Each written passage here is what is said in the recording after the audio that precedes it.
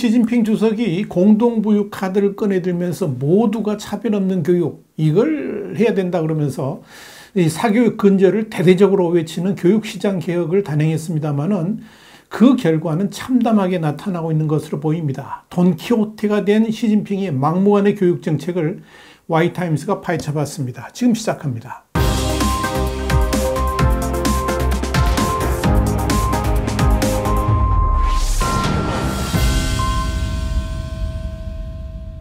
블룸버그는 현지 시간으로 21일 중국이 학부모의 부담을 덜겠다 그러면서 1천억 달러, 그러니까 한 130조 원 규모의 사교육 시장 단속에 나선 지 2년이 됐지만 암시장만 커지는 역효과를 냈다라고 보도를 했습니다. 시진핑 주석의 강력한 지시로 지난 2021년 7월 초에 가정경제의 부담을 줄이고 교육자본의 무분별한 확장을 막겠다면서 초중학생들의 사교육 전면 금지는 물론이고 숙제와 과외 부담을 덜어주는 샹젠 정책을 시행한 바 있습니다. 이 시진핑의 뜻은 중산층 가정의 사교육비 부담을 덜어주겠다. 이런 아주 단순한 것이었습니다. 이에 따라서 영리 목적의 중국어, 영어, 수학 등 핵심 교과목 사교육이 모두 불법화됐습니다. 단속 여파로 수십만 명을 고용하고 미국 나스닥이 상장돼서 시가총액이 수십조 원에 이르던 대표적인 사교육 기업인 신동팡도 몰락을 했습니다. 블룸버그는 이런 시진핑 주석 주도하의 사교육 금지 정책과 관련해서 상하이하고 선전 등지의 여러 학부모들을 인터뷰한 결과 당국의 사교육 시장 단속 후에 많은 가정의 사교육비가 오히려 증가를 했고 특히 코로나19 방역 해제 후 첫 방학인 이번 여름방학에 더욱 늘어난 것을 발견했다라고 보도를 했습니다. 그러면서 자녀가 학업에서 유리한 고지를 선점하기를 원하는 학부모들이 중국 전역에서 우후죽순식으로 퍼져가는 고가의 사교육 시장을 찾고 있다라고 전했습니다. 그러나 중국 공산당의 이런 사교육 금지 정책은 그야말로 현실과는 전혀 동떨어진 무리한 정책이었음이 금방 드러났습니다. 우선적으로 연간 1천만 명이 응시하는 대학 입학시험 이 가오카오가 존재하는 한 이 중국의 사교육 시장은 없어질 수가 없다 하는 지적이 나옵니다. 중국에 있어서 좋은 대학에 입학하는 것은 좋은 직장에 취직하기 위한 전제 조건이라는 점에서 일종의 신분 상승을 위한 사다리로 여겨집니다. 특히 한 가정 한 자녀였던 중국 사회에서 수단과 방법을 가리지 않고 좋은 대학에 진학하기 위해서 총력을 기울입니다. 그 과정에서 사교육 시장은 존재할 수밖에 없는 것입니다. 시진핑 주석이 놓친 것 중에 하나는 금이야 오기야 기르는 이 자녀를 성공시키고자 하는 부모들의 지극히 단순한 욕구와 열망을 자신의 명령으로도 억제할 수 있다, 이렇게 판단했다는 것입니다. 그런 시진핑의 오판과 오만은 심각한 부작용과 사회적 병리 현상을 불러왔습니다.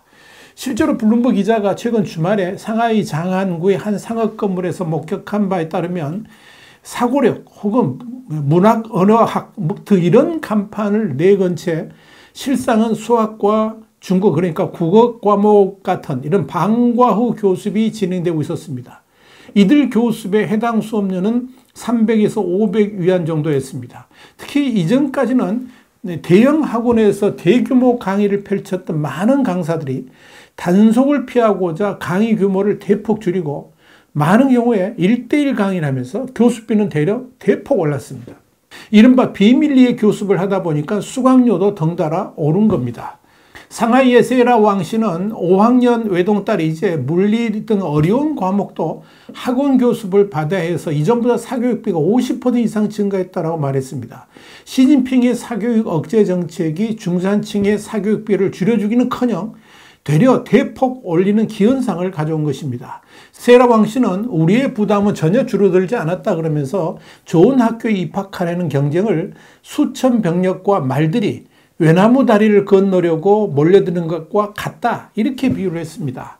상하이의 캐시주 씨도 이 아들의 수학 학원비가 예전보다 거의 2배인 이 회당 300위안이라 그러면서 이 고등학교와 대학 입학 시험이 존재하는 한 사교육 감소 같은 목표는 결코 달성할 수가 없을 것이다, 이렇게 잘난 말을 했습니다.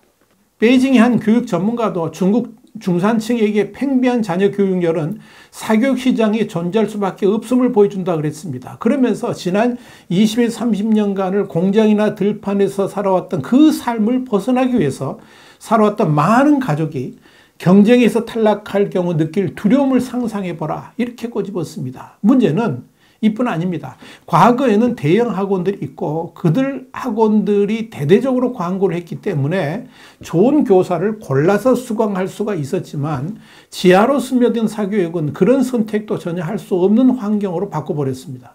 그러다 보니까 학부모들은 비싼 학원비뿐만 아니라 좋은 강사를 구하는 게 더 어렵다라고 토론을 하고 있습니다.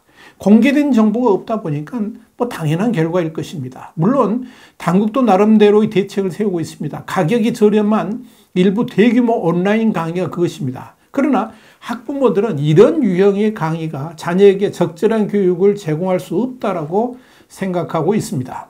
블룸버그는 이와 관련해서 상하이 같은 도시에서 이제 가정당 연간 사교육비는 10만 위안, 그러니까 1,790만 원을 쉽게 넘어선다 그러면서 이는 저출산과 빈부격차 등 사회의 구조적 문제를 해결하는 중국 당국이 직면한 도전이다, 이렇게 지적을 했습니다.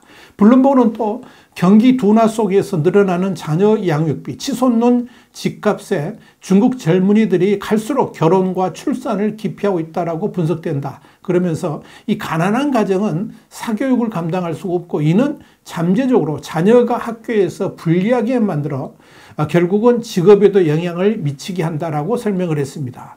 상황이 이러함에도 불구하고 중국 당국은 사교육 근절 캠페인도 하고 있고 대대적인 단속도 동시에 실시하고 있습니다. 이유는 간단합니다. 시진핑 주석이 명령했기 때문에 그런 겁니다.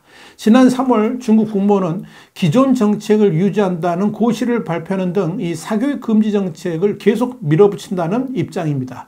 중국 당국이 대대적으로 이른바 빅테크 기업들에 대해서 규제 단속을 하다가 후유증이 너무 심각하다 보니까 갑자기 완화하는 방향으로 흐르고 있지만 그럼에도 교육 시장에 대한 규제는 아직도 삼엄하다 싶을 정도로 엄격하게 규제를 지속하고 있습니다. 특히 이달부터 중국의 각급 학교들이 방학에 들어가면서 사교육 시장이 들썩이고 있지만 중국 당국이 서슬퍼렇게 감시하고 있다 보니까 오히려 교수비는 더욱 오르게 되고 또 숨어서 되다 보니까 다양한 부작용들도 속출하고 있습니다.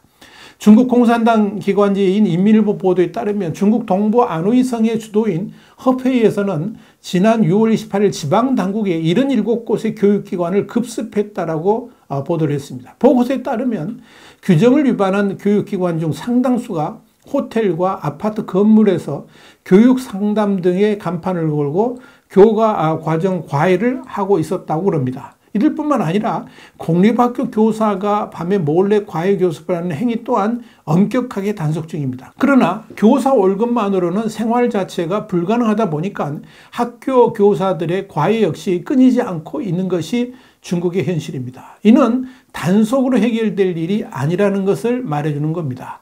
영국의 파이낸셜 타임스도 지난 6월 24일 중국 교육 당국이 야심차게 추진한 사교육 금지 정책이 시행 2년 만에 사실상 좌초됐다 그러면서 당국의 단속에도 불구하고 음성적인 과외 시장은 여전히 번창하고 있다고 지적한 바 있습니다. 파이낸셜 타임스는 중국에서 사교육 시장이 결코 사라질 수 없는 이유로 자식들을 학원에 보내지 않을 경우에 뒤처질 것임을 깨닫고 있기 때문이다, 이렇게 지적을 했습니다. 너무나도 당연한 이 원리를 시진핑의 중국 공산당만 모르고 있다 하는 이야기입니다. 그렇다면 공산당 지도부의 자녀들은 과외를 안 할까요? 웃기는 것은 그들은 아예 상주 과외 교사를 두고 자녀들을 교육시키고 있다는 겁니다. 이것이 중국의 현실입니다. 와이템 정세분석이었습니다. 감사합니다.